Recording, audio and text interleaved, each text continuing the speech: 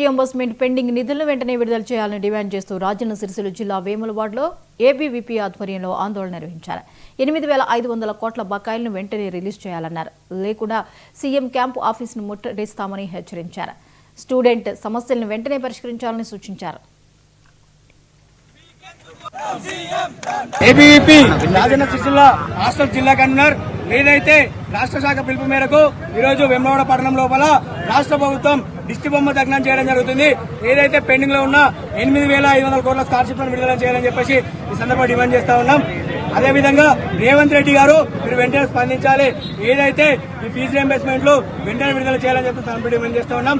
లేని పక్షంలో ఈ సెక్రటరియట్ ముట్టడిస్తాం, ఎమ్మెల్యే ఆఫీసులను ముట్టడిస్తామని సందర్భంగా తెలియజేస్తా ఉన్నాం. అదేవిధంగా స్థానిక ఎమ్మెల్యే ప్రభుత్వం ఎప్పు వేములవాడ శాసనసభ్యులు శ్రీనివాస్ గారు స్పందించాలి. ఆ రోజు గల్లీ తిరిగినావు కదా, ఈ రోజు ఈ గల్లీకి సమాధానం చెప్పాలి. విద్యార్థులకు స్కాలర్షిప్లు ఎందుకు ఇస్తలేవు? పేదల బిడ్డ అన్న ఆసిమాస్ ఏడవన్నామని ఈ సందర్భంగా డిమాండ్ చేస్తా ఉన్నాం. మీరు వెంటనే స్కాలర్షిప్లు విడుదల చేయకపోతే మీ కాన్వెలను అడ్డుకుంటాం, మీ ఇళ్లను ముట్టడిస్తాం, మీ ఆఫీసులను ముట్టడిస్తాం. అదేవిధంగా ఈరోజు విద్యార్థులకు రావాల్సిన